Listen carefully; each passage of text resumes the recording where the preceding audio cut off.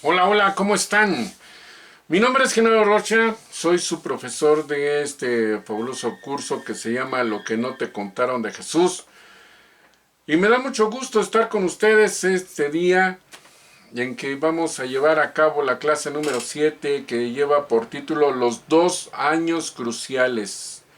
Los 2 años cruciales, y el objetivo de esta clase es que ustedes como alumnos conozcan cómo es de importante este periodo en el desarrollo juvenil de Jesús, porque esto va a dejar huella y va a marcar muchísimo acerca de lo que verdaderamente fue Jesús en el resto de su vida y por qué fue tan importante para el desarrollo, para la comprensión de todo lo que él tenía que hacer. Así es que vámonos de una vez al curso y ya estamos aquí listos para dar toda esta información.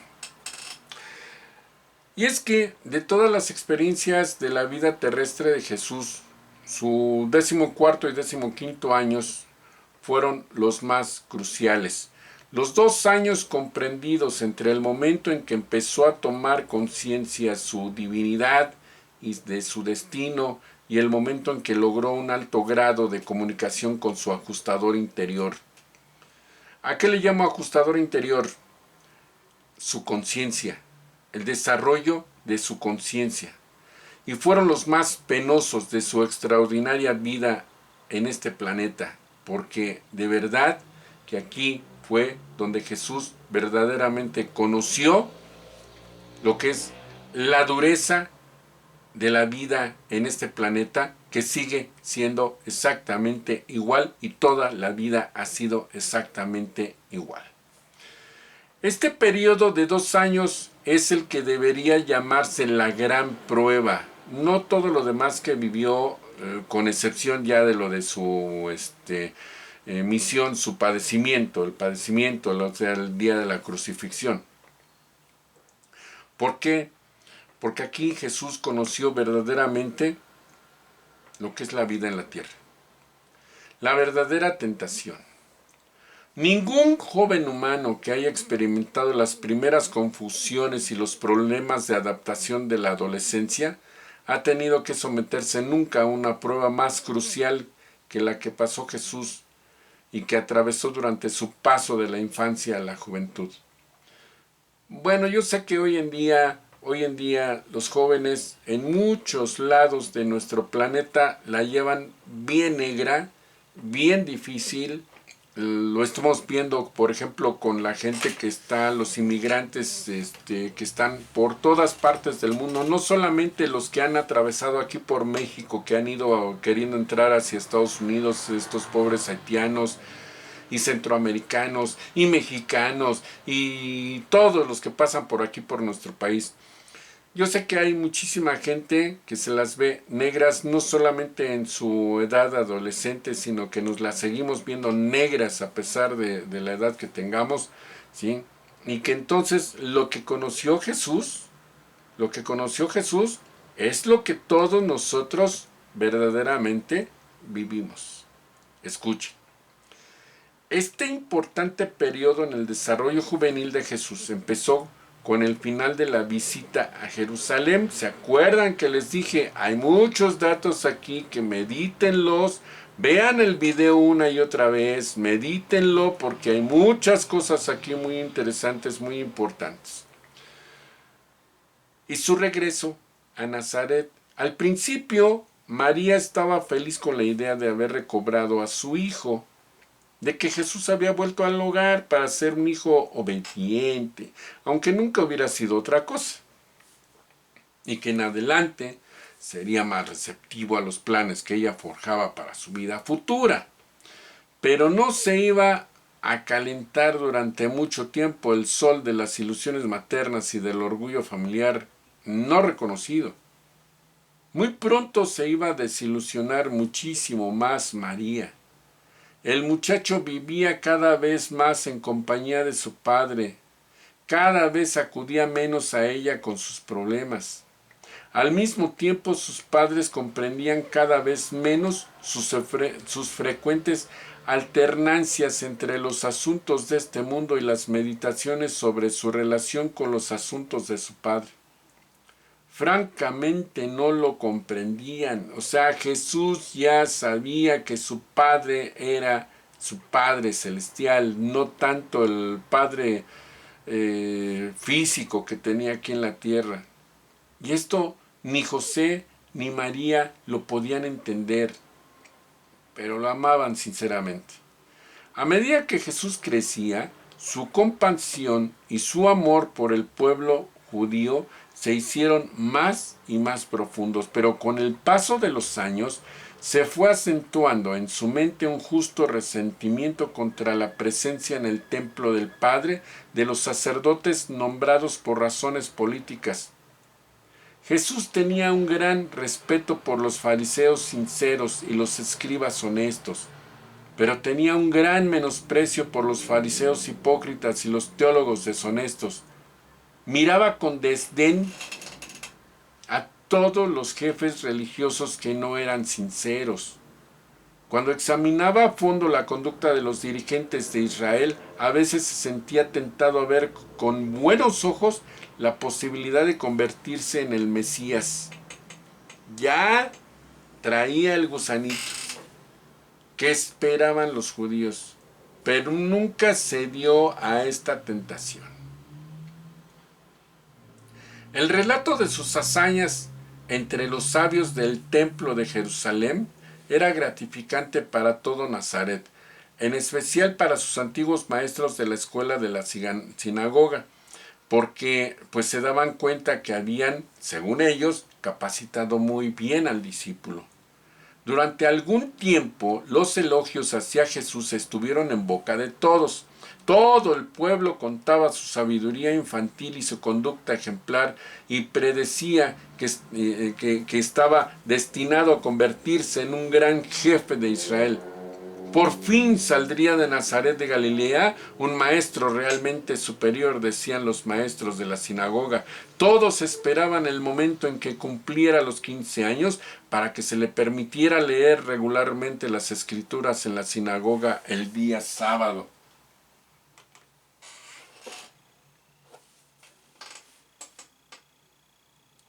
Su 14º año, año 8 después de Jesucristo. Este es el año civil de su 14º cumpleaños. Se había vuelto un buen fabricante de yugos y trabajaba bien tanto la lona como el cuero. También se estaba convirtiendo rápidamente en un experto carpintero y ebanista, y no me refiero otra vez a los mueblecitos, a la mesita, a la sillita. Me refiero al tipo de materiales que se necesitaban precisamente para las construcciones. Este verano subía con frecuencia a la cima de la colina situada al noroeste de Nazaret para orar y meditar. Gradualmente se iba haciendo más consciente de la naturaleza de su donación en la tierra, o sea, de su sacrificio al venir a encarnarse como un ser humano aquí en la tierra. Hacía poco más de 100 años que esta colina había sido el alto lugar de Baal. ¿Saben ustedes quién era Baal? El dios que adoraban los sirios, los asirios, los caldeos, ¿sí? Los babilonios, ¿sí? Ese era el dios que adoraban ellos. Entonces el lugar en donde meditaba era el lugar en donde se había encontrado el templo de Baal. Y ahora se encontraba ahí la tumba de Simeón, un santo varón famoso en Israel.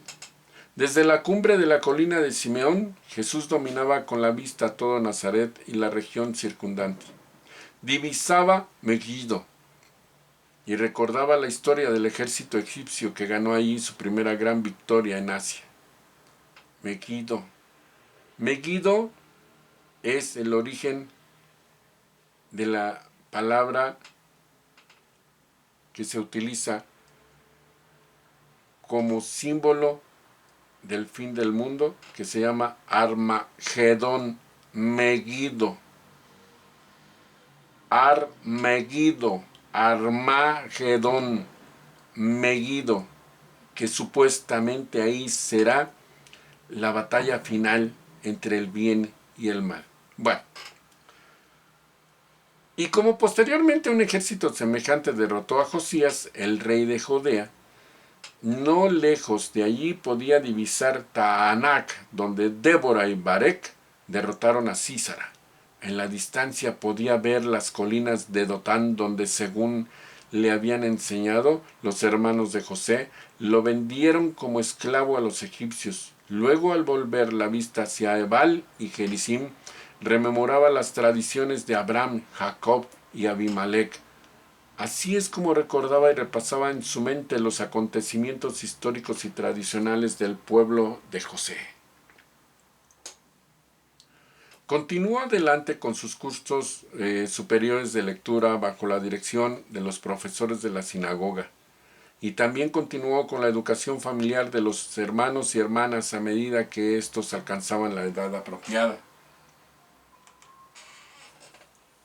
A primeros de este año, José empezó a ahorrar los ingresos precedentes de sus propiedades de Nazaret y Cafarnaúm para pagar el largo ciclo de estudios de Jesús en Jerusalén. Se había planeado que Jesús iría a Jerusalén en agosto del año siguiente, cuando cumpliera los 15 años. Desde los comienzos de ese año, José y María tuvieron dudas frecuentes sobre el destino de su hijo primogénito. Era ciertamente un muchacho brillante y amable, pero muy difícil de comprender y muy arduo de sondear. Además, nunca había sucedido nada de extraordinario o de milagroso. Su madre, orgullosa, había permanecido decenas de veces en una expectativa sin aliento, esperando ver a su hijo realizar alguna acción milagrosa o sobrehumana. Pero sus esperanzas siempre terminaban en una cruel decepción. Todo esto era desalentador e incluso descorazonador. La gente piadosa de aquellos tiempos creía sinceramente que los profetas y los hombres de la promesa demostraban siempre su vocación y establecían su autoridad divina, realizando milagros y haciendo prodigios desde el principio de sus tiempos. Pero Jesús no hacía nada de esto. Por ello, la confusión de sus padres aumentaba sin cesar a medida que consideraban su futuro. El mejoramiento de la situación económica de la familia de Nazaret se reflejaba de muchas maneras en el hogar, especialmente en el aumento del número de tablillas blancas y lisas que se utilizaban como pizarras para escribir. La escritura la efectuaban con un carboncillo.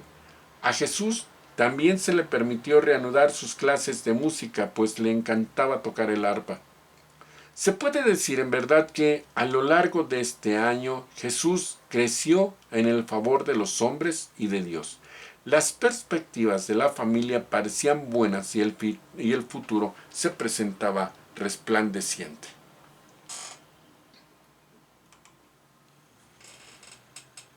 Todo fue bien hasta aquel martes fatal 25 de septiembre, cuando un mensajero de Séforis trajo a esta casa de Nazaret la trágica noticia de que José había sido herido de gravedad en un accidente por la caída de una de las grúas mientras trabajaba en la residencia del gobernador Herodes. El mensajero de Séfora se había detenido en el taller antes de llegar al domicilio de José. Informó a Jesús del accidente de su padre y los dos juntos fueron a la casa para comunicar la triste noticia a María. Jesús deseaba ir inmediatamente al lado de su padre, pero María no quería oír nada que no fuera salir corriendo para estar junto a su esposo. Decidió que iría a Séfora en compañía de Santiago, que por entonces tenía 10 años, mientras que Jesús permanecía en la casa con los niños más pequeños hacia su regreso, pues no conocía la gravedad de las heridas de José. Pero José había muerto a consecuencia de estas lesiones antes de que llegara María. Lo trajeron a Nazaret y al día siguiente fue enterrado por sus padres. Aquí está María y aquí está Santiago. Ya estaba muerto José cuando llegó María.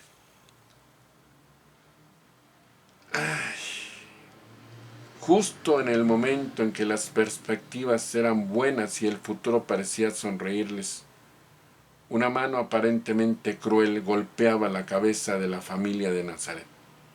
Los asuntos de este hogar saltaron en pedazos y todos los planes con respecto a Jesús y su futura educación quedaron destruidos.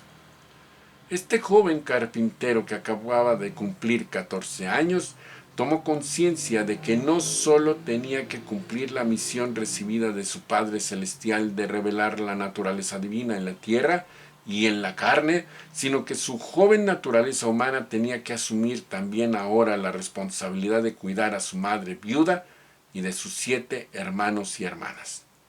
Sin contar lo que aún había en Azud. Este joven de Nazaret se convertía ahora en el único sostén y consuelo de esta familia tan súbitamente afligida. Así se permitió que sucedieran en nuestro planeta unos acontecimientos de tipo natural que forzaron a este joven del destino a asumir bien pronto unas responsabilidades considerables, pero altamente pedagógicas y disciplinarias. Se convirtió en el jefe de una familia humana, en el padre de sus propios hermanos y hermanas. Tenía que sostener y proteger a su madre y actuar como guardián del hogar de su padre, el único hogar que llegaría a conocer.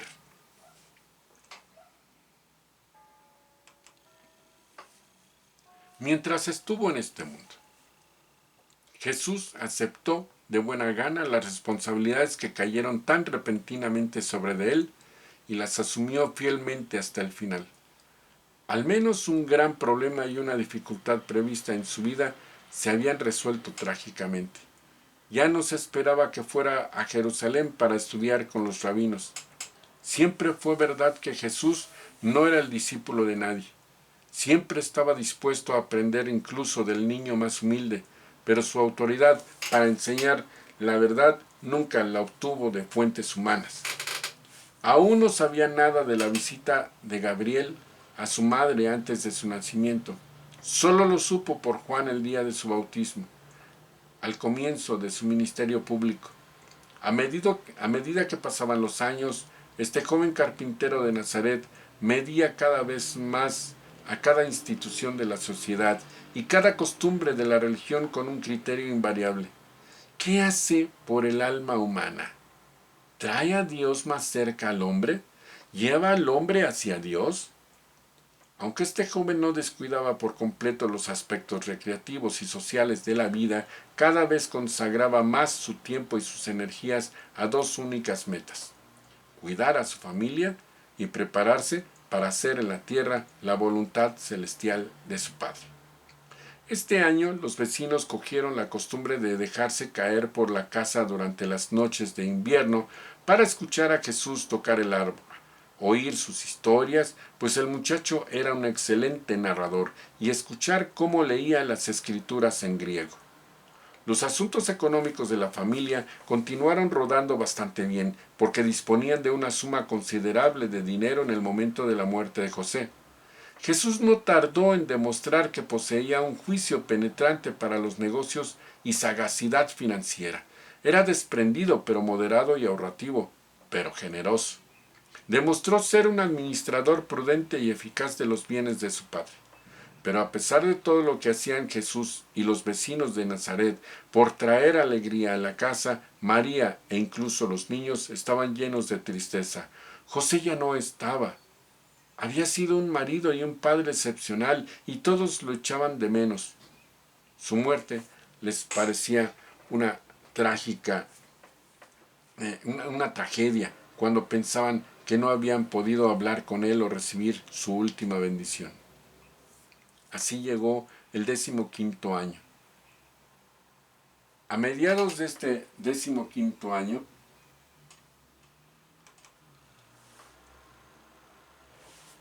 estamos al tiempo, de acuerdo con el calendario del siglo XX y no según el año judío.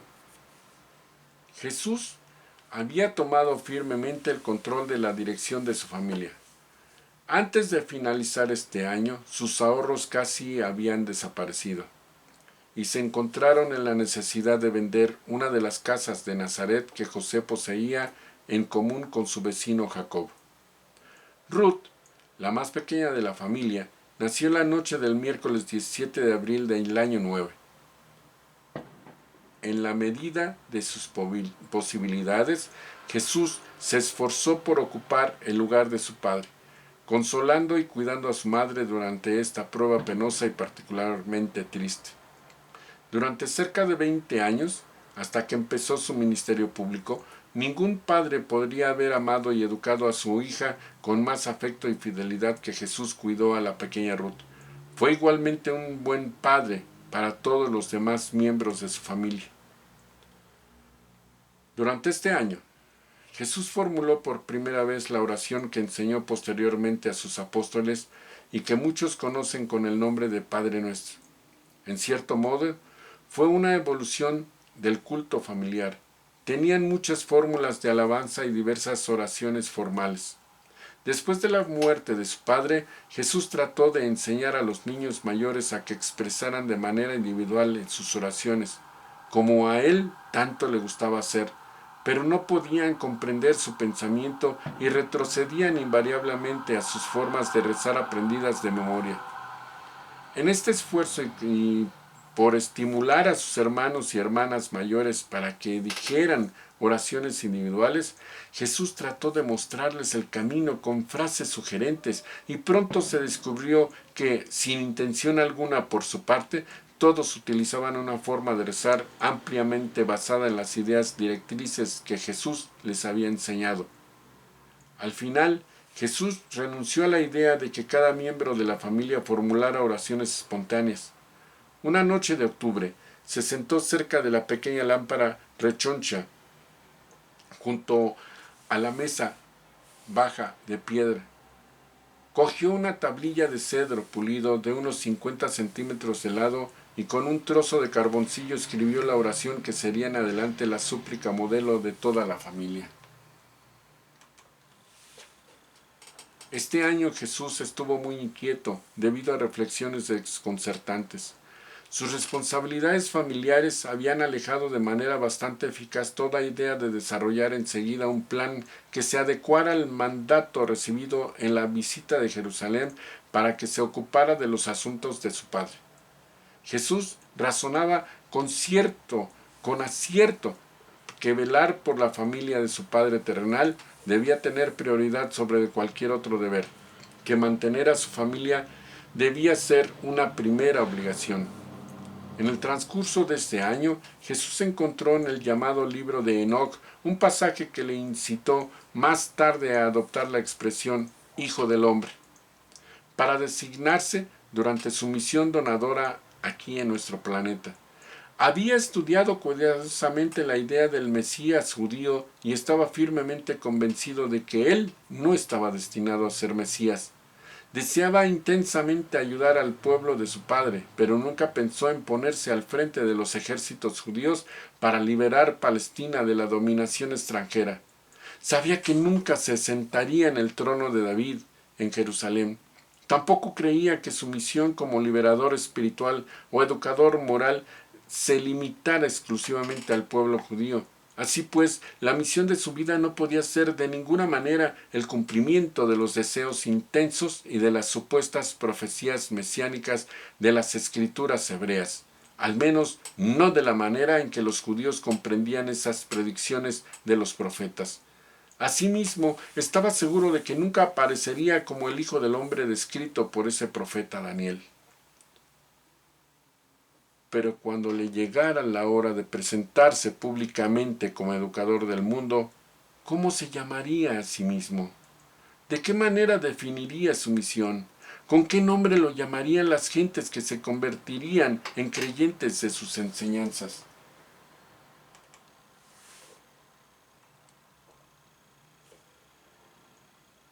Mientras le daba vueltas a estos problemas en su cabeza, encontró en la biblioteca de la sinagoga de Nazaret, entre los libros apocalípticos, que había estado estudiando el manuscrito llamado el libro de Enoc.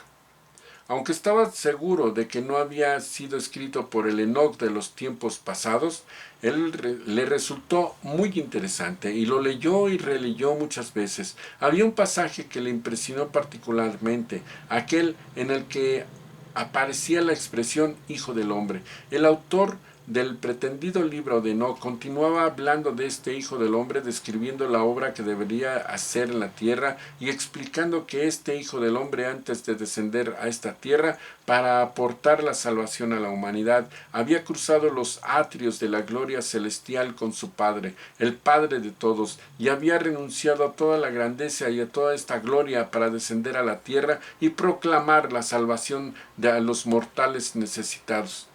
A medida que Jesús leía estos pasajes, sabiendo muy bien que gran parte del misticismo oriental incorporado en estas enseñanzas era falso, sentía en su corazón y reconocía en su mente que de todas las predicciones mesiánicas de las escrituras hebreas y de todas las teorías sobre el libertador judío, ninguna estaba tan cerca de la verdad como esta historia incluida en el libro de Enoc, la cual solo estaba parcialmente acreditado. Allí mismo y en ese momento decidió adoptar como título inaugural el Hijo del Hombre. Y esto fue lo que hizo cuando empezó posteriormente su obra pública. Jesús tenía una habilidad infalible para reconocer la verdad y nunca dudaba en abrazarla, sin importarle la fuente de la que pareciera emanar. Por esta época ya tenían decididas muchas cosas relacionadas con su futuro trabajo en el mundo, pero no dijo nada de estas cuestiones a su madre, que seguía aferrada a la idea de que él era el Mesías, Jesús. Pasó ahora por la gran confusión de su época juvenil.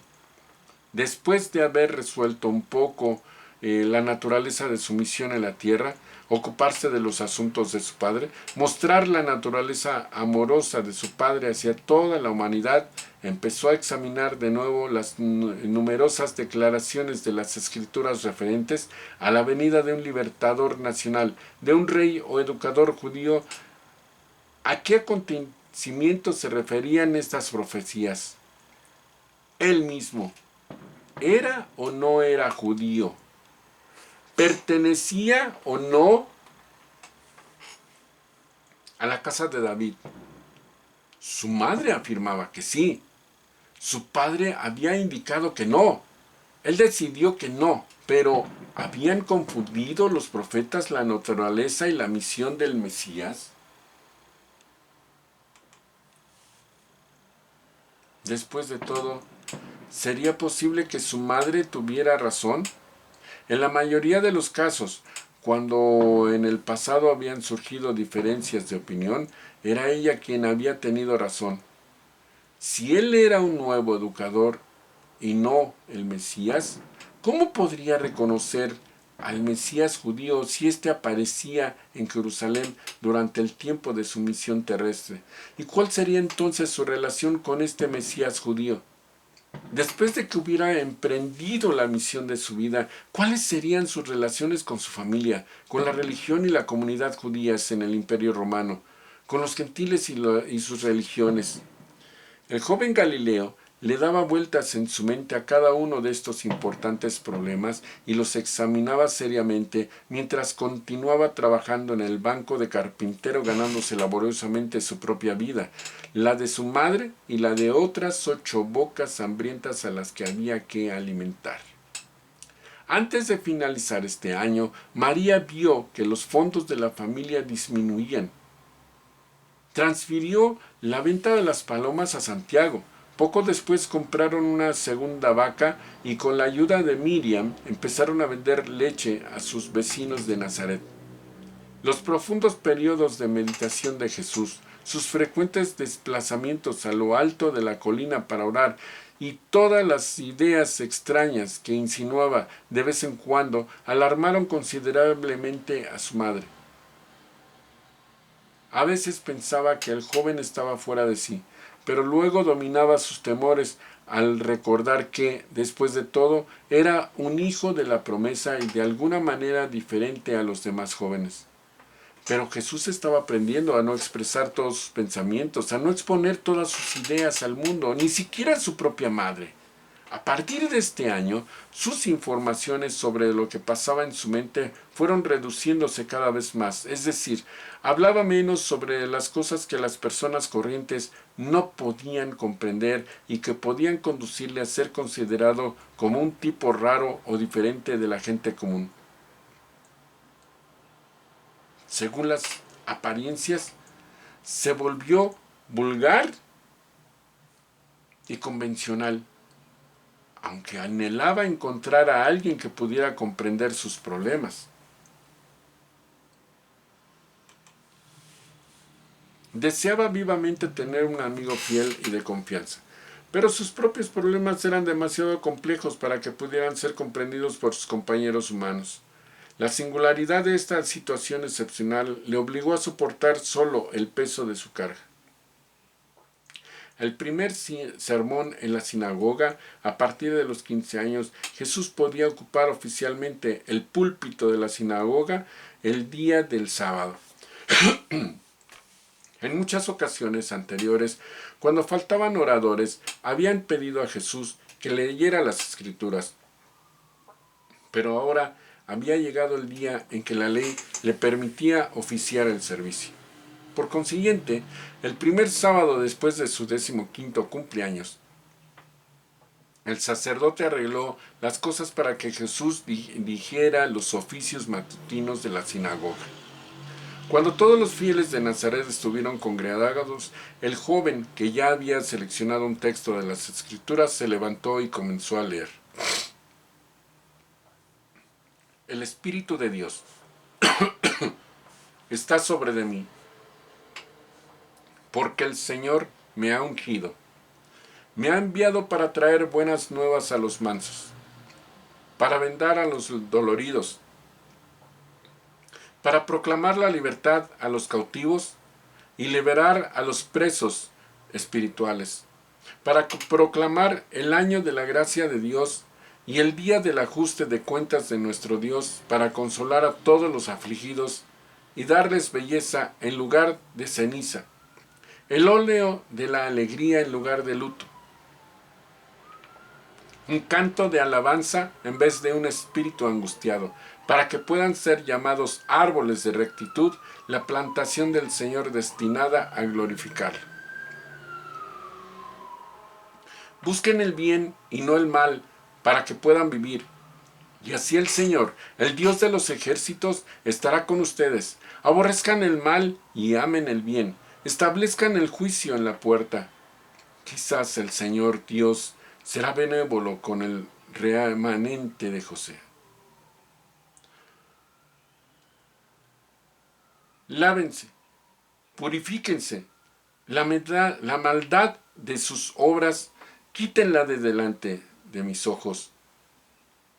Dejen de hacer el mal y aprendan a hacer el bien. Busquen la justicia, socorran al oprimido, defiendan al huérfano, amparen a la viuda. ¿Con qué me presentaré ante el Señor para inclinarme ante Él de toda la tierra? ¿Vendré ante Él con holocaustos, con becerros de un año? ¿Le agradarán al Señor millares de carneros, decenas de millares de ovejas o ríos de aceite? ¿Daré mi primogénito por mi transgresión, el fruto de mi cuerpo por el pecado de mi alma? No. Porque el Señor nos ha mostrado, oh hombres, lo que es bueno. ¿Y qué les pide el Señor? Sino que sean justos, que amen la misericordia y que caminen humildemente con nuestro Dios. ¿Con quién entonces compartirán a Dios que está sentado en el círculo de la tierra? Levanten los ojos y miren quién ha creado todos estos mundos, quién produce a sus huestes por multitudes y les llama a todos por su nombre. Él hace todas estas cosas por la grandeza de su poder. Y debido a la fuerza de su poder, ninguna fallará. Él da vigor al débil y multiplica las fuerzas de los que están fatigados. No teman, porque estoy con ustedes. No desmayen, porque soy su Dios. Les fortificaré y les ayudaré. Sí, les sustentaré con la diestra de mi justicia, porque yo soy el Señor su Dios, y sostendré su mano derecha, diciéndoles, no teman, porque yo les ayudaré. Y tú eres mi testigo, dice el Señor, y mi siervo, a quien he elegido para que todos puedan conocerme, creerme y entender que yo soy el Eterno.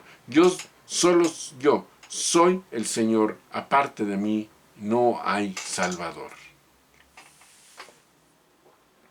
Cuando terminó de leer así, se sentó y la gente se fue a sus casas meditando las palabras que les había leído con tanto agrado. Los paisanos nunca lo habían visto tan magníficamente solemne. Nunca lo habían oído con una voz tan seria y tan sincera. Nunca lo habían visto tan varonil y decidido con tanta autoridad.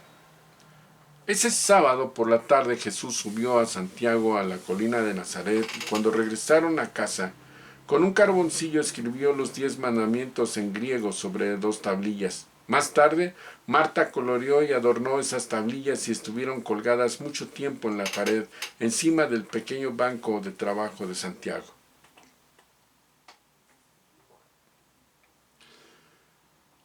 ¿Con qué me presentaré ante el Señor para inclinarme ante el Señor de toda la tierra?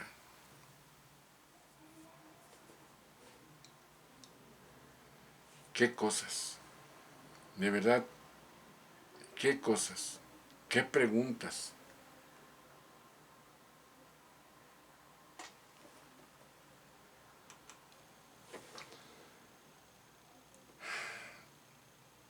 Mas sin embargo Jesús se le hizo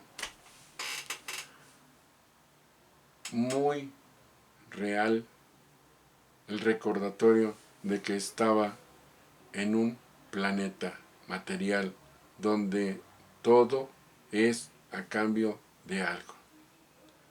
Y así llegó dentro de su 15º año la lucha financiera. Jesús y su familia volvieron gradualmente a la vida simple de sus primeros años. Sus ropas e inclusive sus alimentos se tuvieron que simplificar. Tenían leche, mantequilla y queso en abundancia. Según la estación, disfrutaban de los productos de su huerto, pero cada mes que pasaba les obligaba a practicar una mayor frugalidad. Su desayuno era muy simple. Los mejores alimentos los reservaban para la cena. Sin embargo, la falta de riqueza entre estos judíos no implicaba inferioridad social. Este joven ya poseía una comprensión casi completa de cómo vivían los hombres de su tiempo. Sus enseñanzas posteriores muestran hasta qué punto comprendía bien la vida en el hogar, en el campo y en el taller. Revelan plenamente su contacto íntimo con todas las fases de la experiencia humana.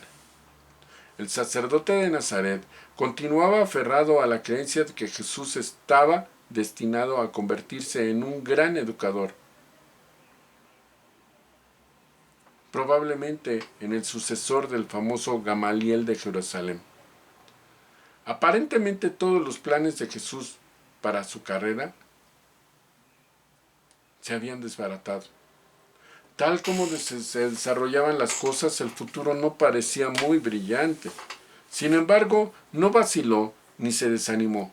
Continuó viviendo día tras día, desempeñando bien su deber cotidiano y cumpliendo fielmente con las responsabilidades inmediatas de su posición social en la vida. La vida de Jesús es el consuelo eterno de todos los idealistas decepcionados. El salario diario de un carpintero corriente disminuía poco a poco. A finales de este año, y trabajando de sol a sol, Jesús solo podía ganar el equivalente de $0.25 al día.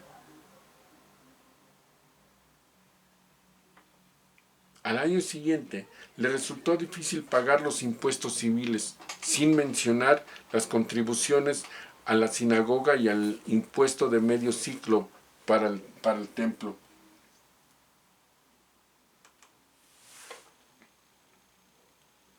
Durante este año, el recaudador de impuestos intentó arrancarle a Jesús una renta suplementaria e incluso lo amenazó con llevarse su arpa.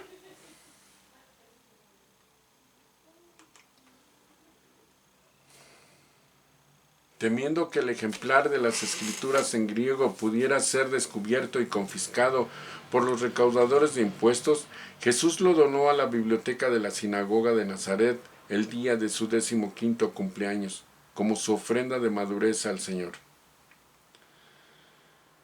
El gran disgusto de su 15º año se produjo cuando Jesús fue a Séfora para recibir el veredicto de Herodes, relacionado con la apelación que habían interpuesto ante él por la controversia sobre la cantidad de dinero que le debían a José en el momento de su fallecimiento accidental. Jesús y María habían esperado recibir una considerable suma de dinero, pero el tesorero de Séfora les había ofrecido una cantidad irrisoria. Los hermanos de José apelaron ante el mismo Herodes, y ahora Jesús se encontraba en el palacio y oyó a Herodes decretar que a su padre no se le debía nada en el momento de su muerte. A causa de esta decisión tan injusta, Jesús nunca más confió en Herodes Antipas. No es extraño que en una ocasión se refiriera a Herodes como ese zorro. Durante este año, los siguientes, el duro trabajo en el banco de carpintero privó a Jesús de la posibilidad de relacionarse con los viajeros de las caravanas.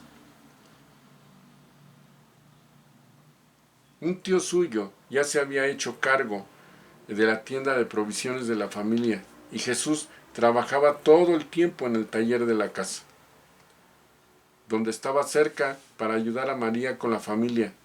Por esta época empezó a enviar a Santiago a la parada de las caravanas para obtener información sobre los acontecimientos mundiales, intentando así mantenerse al corriente de las noticias del día. A medida que crecía hacia la madurez, pasó por los mismos conflictos y confusiones que todos los jóvenes normales de todos los tiempos anteriores y posteriores. La rigurosa experiencia de tener que mantener a su familia era una salvaguarda segura contra el exceso de tiempo libre para dedicarlo a la meditación ociosa o abandonarse a las tendencias místicas. Ese fue el año en que Jesús arrendó una gran parcela de terreno justo al norte de su casa que dividieron en huertos familiares.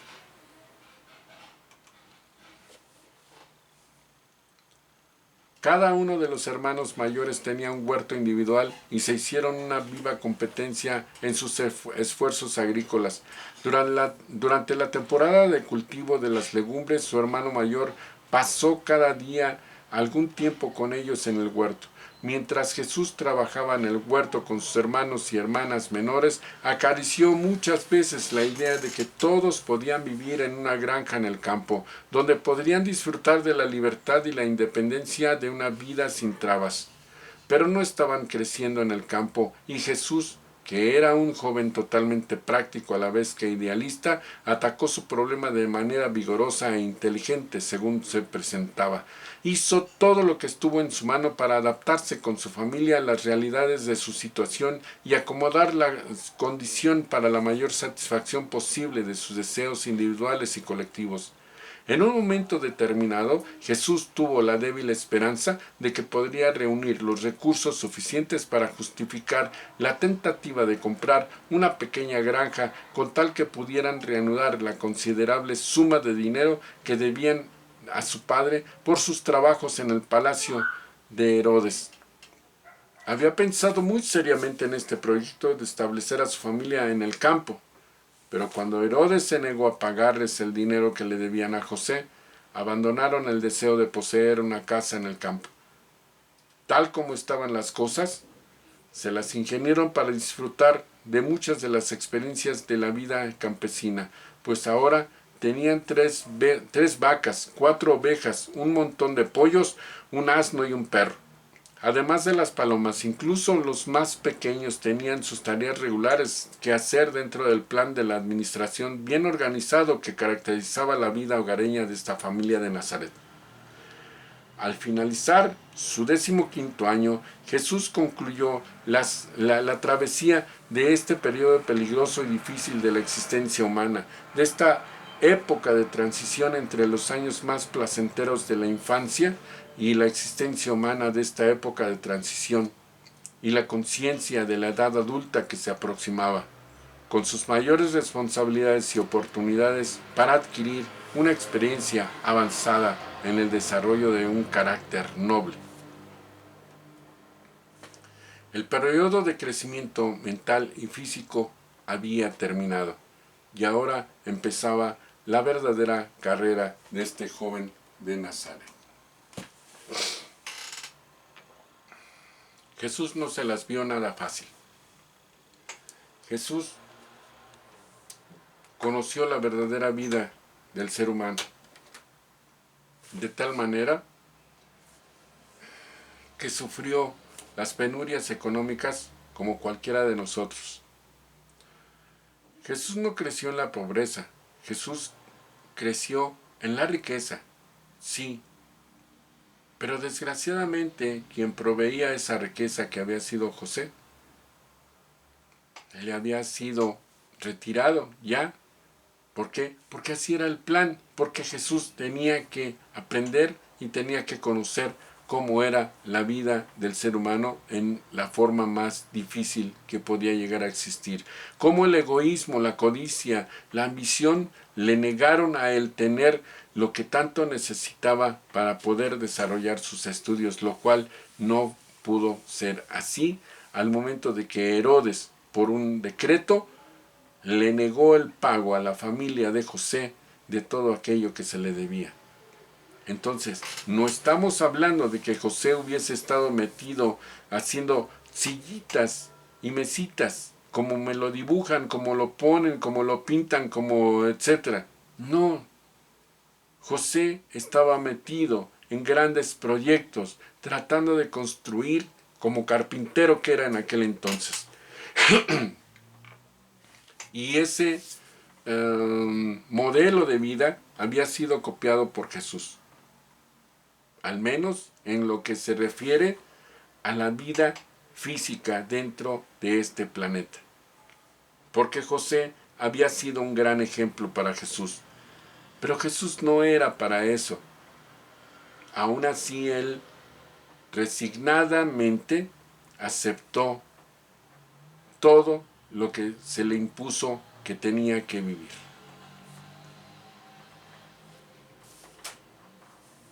Mi nombre es Genaro Rocha, soy su maestro de este fabuloso curso que se llama Lo que no te contaron de Jesús.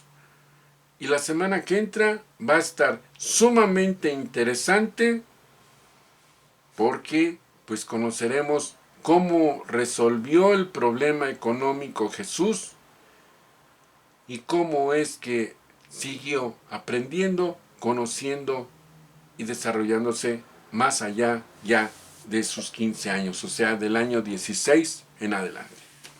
Eso es lo que vamos a conocer la semana que entra, la clase que entra, que va a estar increíblemente fabulosa. Gracias, mi nombre es Genaro Rocha y los espero aquí, de verdad, con todo el amor de mi corazón, para seguir narrándoles lo que ustedes no sabían de Jesús, aquello que no te contaron de la vida de Jesús. Gracias, hasta pronto. Tan tan.